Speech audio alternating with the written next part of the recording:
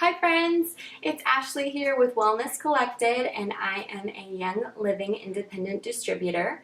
At Wellness Collected, we chose to partner with Young Living Essential Oils because Young Living is the world leader in therapeutic grade essential oils, and their quality standards are absolutely unmatched.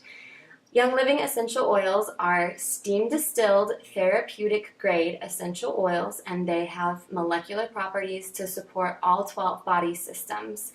As Wellness Collected, we endorse only the use of Young Living oils. All right, so today is part 1 of our series. This is the first video in a 5-part series, and it is called Making Sense of Wellness Sense. You guys get it? It's a little play on words, a little pun there.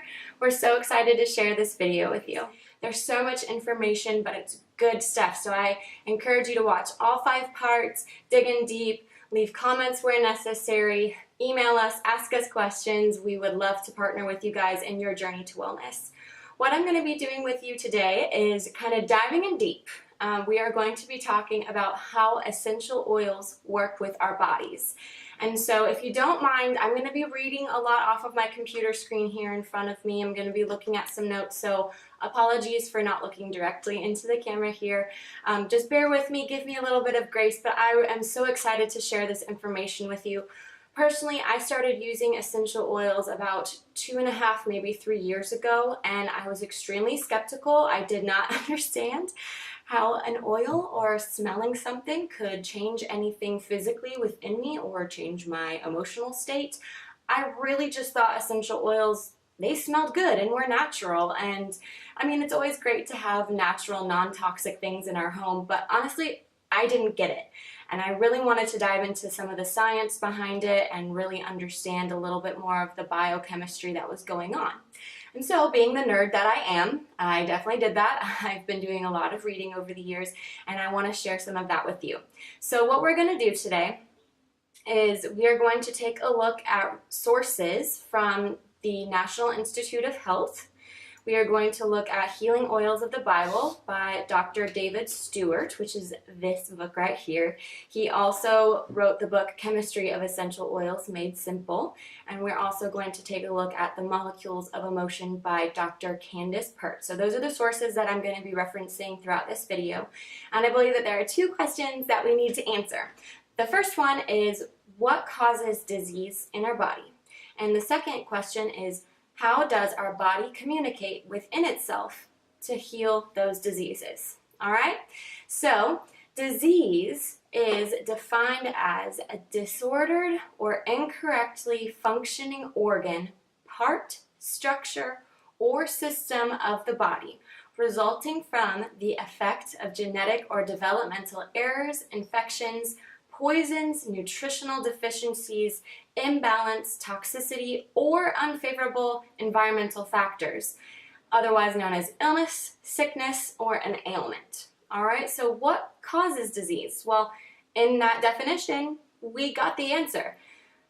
Causes of disease are listed as genetic, developmental errors, infection, poisons, nutritional deficiency or imbalances, toxicity, or unfavorable environmental factors. All right, so those are all the things that can harm our bodies and can cause us to be sick in a number of ways. And we need to know that our body communicates in 2 ways specifically, and that is electrically and chemically.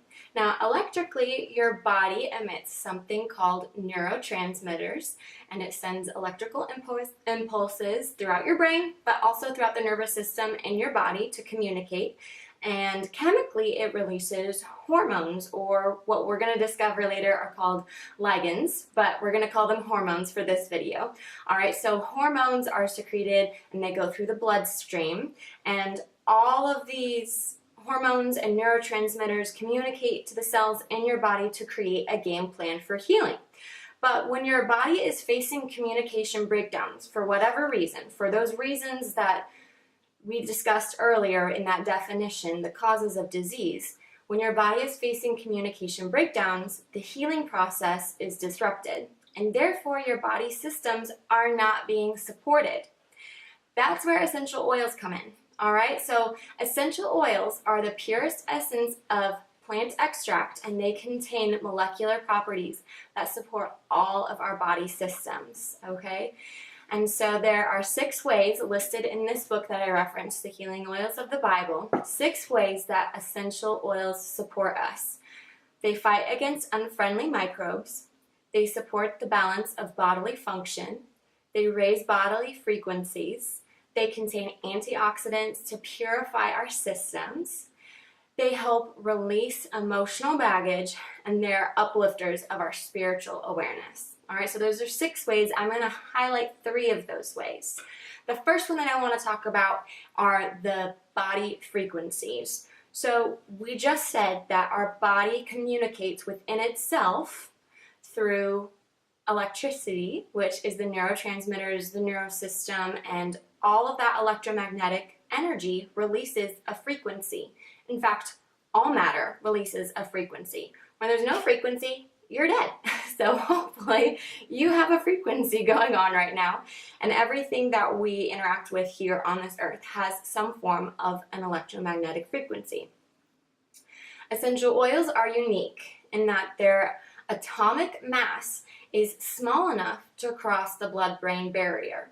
Their molecules are less than 500 AMU, which is what makes them aromatic. They're so small that they leap into the air. That's why when someone is diffusing these essential oils or even opens the bottle in a room, you can smell it across the room because the molecules are so light that they just leap up into the air and they're dispersed throughout the air. Despite how light they are, despite their light atomic mass, they actually have a very high electromagnetic frequency. While electromagnetic frequencies fluctuate all the time because molecules are constantly shifting and changing and binding to other things, so the frequency fluctuates, the frequency stays within a parameter that it is able to then, once it's adhered into the body, it is able to lift the body's frequency, therefore supporting the body's natural defense system. So like I just said, if you don't have any type of electromagnetic frequency, you're dead, which means that sickness, disease happens when our frequencies drop below a certain rate. So when there is any type of lack of frequency going on in our bodies, when we add essential oils, the frequency is raised and it can help the body's natural immune system right there, okay? So the next thing that I want to talk about is that essential oils contain antioxidants. And to teach you about that, I'm going to go to this book. I'm reading from page 17 in the Healing Oils of the Bible book. I'm just going to read a quick paragraph, okay? So it says, the ORAC, or Oxygen Radical Absorption Capacity Testing, the ORAC testing is a laboratory procedure developed in 1992 at the National Institute of Aging in Silver Springs, Maryland. The ORAC scale has been adopted by the U.S. Department of Agriculture, who, in cooperation with scientists at Tufts University in Boston, Massachusetts, has recently applied the ORAC testing to measure the antioxidant capacities of many foods, juices, and oils. The higher the ORAC score, the more capable that particular food or oil is of destroying free radicals. Pause there for a second. Free radicals are anything of a chemical base or a molecular base that is going to hinder your body's natural process of healing itself. All right, and oxidation is the process of things slowly dying. Like think of an apple when you cut an apple in half and then you leave it on the table for a little bit and it starts to get brown. That's because that oxidation process is happening and the apple isn't able to heal itself, and so it starts to die. Okay, so the higher the ORAC score, the more capable that particular food or oil is of destroying free radicals, thus retarding the aging process and preventing cancers or other diseases. The list on the next page gives some examples of ORAC scores. All right, so I'm not going to read the whole chart here. I'm looking at this chart, and the highest fruit or vegetable with the highest amount of antioxidant properties in it is wolfberry. Okay, in comparison on this chart is also carrots. We always talk about how carrots are great for your eyes. Kids love to eat them. So carrots have 210 units per 100 grams of antioxidants, all right? Wolfberries have 25,300 units per 100 grams of antioxidants. Hint, hint, wolfberry is in Ningxia Red, so make sure you put that on your get list, on your want list when you're making any type of Young Living order. All right, and then if we're gonna look at the list of essential oils, clove is actually the highest antioxidant out of all the tested essential oils, and it has an antioxidant rate of 1,078,700 units per 100 grams.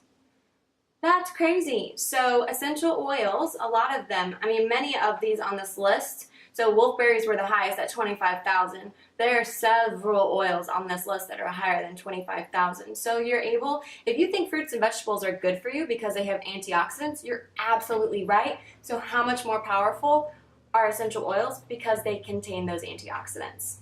Food for thought, my friends, food for thought. All right, the last thing that I want to talk to you about is how essential oils help us release emotional baggage. Now, I'm not going to go too in depth because that's actually what this next video is going to be about. Part 2, excuse me, is going to be about releasing emotional baggage. So I want to do a quick overview, but to do that, I need to let you know a little bit about our brain. Okay, so our brain is a wonderful organ. It helps us communicate, keep everything intact within our body, keep things moving. And so I have a little bit of a visual aid here today, and I've got that I'm going to use. Okay, so what I would need you to know is that our sense of smell is wired to the emotional center of the brain, which is the limbic system. And the limbic system controls many functions of the body, and I'm going to list those. So I want you to know exactly where the limbic system is in our brain. So what I'm going to do right now, I'm going to pick a star looking thing right here, and I'm going to put, the star is going where the limbic system is. All right, so this middle part, or the central brain, is where you are going to have the limbic system. The limbic system is also known as the emotional brain. When you smell things or inhale anything, all of the sensory information from that smell goes directly to the emotional part of the brain. All right? And so like I said earlier, the limbic system controls a lot of body functions, and I'm going to read this list, and this list is from the National Institute of Health. Okay? So these are the functions.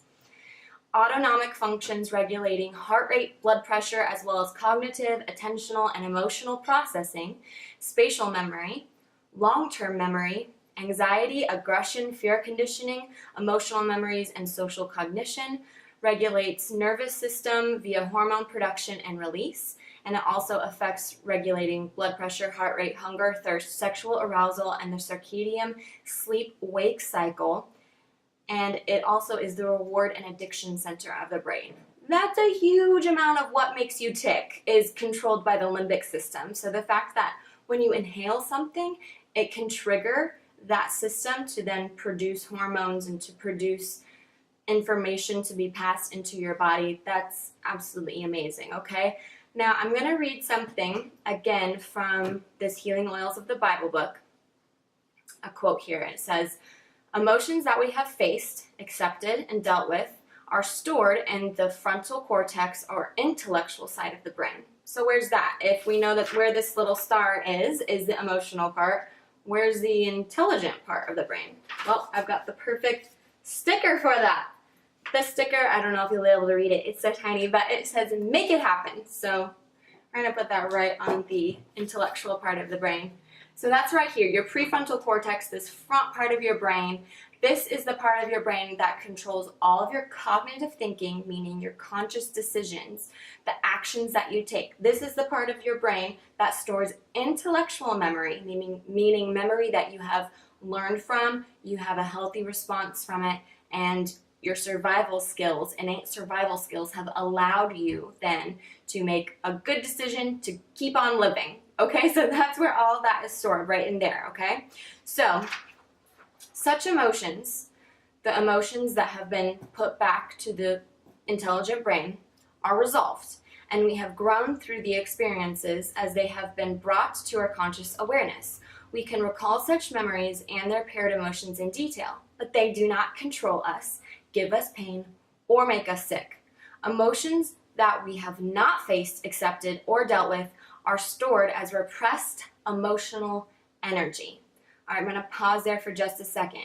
So if emotions can be repressed and therefore can be stored as repressed emotional energy, what is our brain supposed to be doing? Well, whenever you have a sensory experience, whether it's any of your senses, all 5 senses, it doesn't necessarily have to be smell, any of your senses, once the information makes it to the limbic system of the brain, the limbic system assigns an emotion to that experience. And then the information about the experience is supposed to be sent back to the prefrontal cortex. However, I'm sure you've been in a position where you feel overwhelmed by your emotions, or you're not in a place where you can express your emotions, or it's too much for you to process at one time. And that's not an ideal circumstance. Most of us would call that stress. I mean, hello, has anyone ever felt that way before? It's pretty common in our culture. And so what happens whenever the information gets disrupted from going back to the prefrontal cortex, it gets assigned a place in the body. All right, and I'm going to go into that deeper in the next video, but just know that it's supposed to go up here, but it gets put down here, and it gets shoved, stuffed deep inside, okay? So it keeps getting pushed inside. So I'm going to read that last sentence. Emotions that we have not faced, accepted, nor dealt with are stored as we repress emotional energy. Since they are filled in our bodies in places of which our conscious mind is not aware, they keep us reminded of their existence in a variety of negative ways. They cause pain, illness, disease, and bodily malfunctions. So any type of repressed memory, it's not supposed to stay repressed. It's not supposed to stay stored in your body's organs.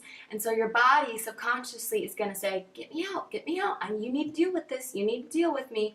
And so illness is going to manifest itself. Okay, so what do essential oils have to do with any of this?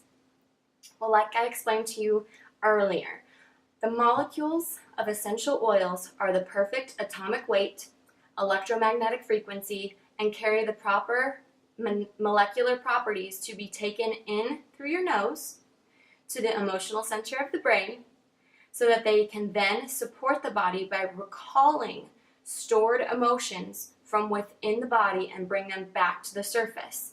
Once the essential oil triggers the buried emotion, we have the opportunity to deal with it and place it within the conscious mind. So essential oils have the potential to bring it back up for us to deal with it, process it, not be overwhelmed by it, make good, healthy decisions, and put it right back into the prefrontal cortex where intelligent memory is stored. All right? So like I said, we are going to dive deeper into that and get a little bit more into the science of that in the next video, but I wanted to make sure that you guys knew a little bit in depth of those 3 things, because I think that's extremely important to know and to recognize when we talk about trying to best support our body's natural defenses and natural way of healing and processing things, and essential oils absolutely support our bodies in those efforts. All right? Now, one last thing I want to say. For those of you who maybe have never tried essential oils before and you're a little bit wary, and honestly, the majority of people that I've talked to who are afraid to try essential oils, they're afraid because they're afraid that they may be allergic to the essential oil because it's so pure, it's not diluted when it comes in the bottle, at least the single oils definitely aren't. And they're afraid that they're going to be allergic to them. Well, I have some good news and some solid scientific fact for you guys, all right? Essential oils have the capability, they are not built off of proteins, okay? And follow me here for just a second. Essential oils are not built off of proteins, and they don't have polypeptides. Your histamine or your allergic reactions in your body is because a histamine effect comes into play when there's a protein or a polypeptide that your body recognizes as a threat. And so it'll take that protein and it'll start to attack it, and that's when you have an allergic reaction. But steam distilled, therapeutic grade essential oils, like the ones from Young Living, don't have polypeptides and they don't have proteins, which means that you can't have a histamine reaction to them, okay? Now, there's a difference between steam distilled and cold pressed. I would encourage you to research that for yourself. If you're allergic to any type of citrus fruit, be a little bit cautious. I would encourage you to inhale before you put any on your skin. And citrus is commonly cold pressed, and there is a difference there, so please look into that. But steam distilled oils, you're not going to have an allergic reaction to. What you will have a reaction to is if the effect of the oils causes a detoxification process in your body. And a lot of people mistake a detox with an allergic reaction. So my recommendation is, if you are trying essential oils for the first time, you don't have to be afraid of them. Just start off with a small amount, see how you're reacting. If you notice any type of detox process happening, like maybe you have a slight headache or anything like that, don't be afraid. It's your body getting rid of the yuck that it needs to get rid of, okay? And so what you need to do is just go back to inhaling, keep inhaling it, dilute it with some carrier oil like an almond oil or a coconut oil, and keep going. Because the more you use it, you're not going to have a worse reaction, you're going to have less of a reaction, okay? And it's not a reaction like an allergic reaction, all right? It's that your body is trying to get rid of all the stuff that it doesn't need, and that essential oil is helping your body to do what it's naturally designed to do, all right? I hope all of that makes sense. For more information on how to join our community, I would encourage all of you to go to creativecollected.org and click join the community, and you can also find us on Facebook at Wellness Collected. It's a group you invite, you request, I guess, and we'll let you in, all right? So go ahead and do that. And also, if you are ready to try essential oils, we would love for you to do that, and you can follow the description below. There's a link to enroll with a Young Living membership. And like Kelly and I always say at Wellness Collected, we are here for you, to support you, to do this journey with you. We believe in whole health, mind, body, and spirit, and we want to partner with you in any way that is. So know that we are always just one direct message or email away. We love you guys, and stay tuned for part 2 coming tomorrow. Bye.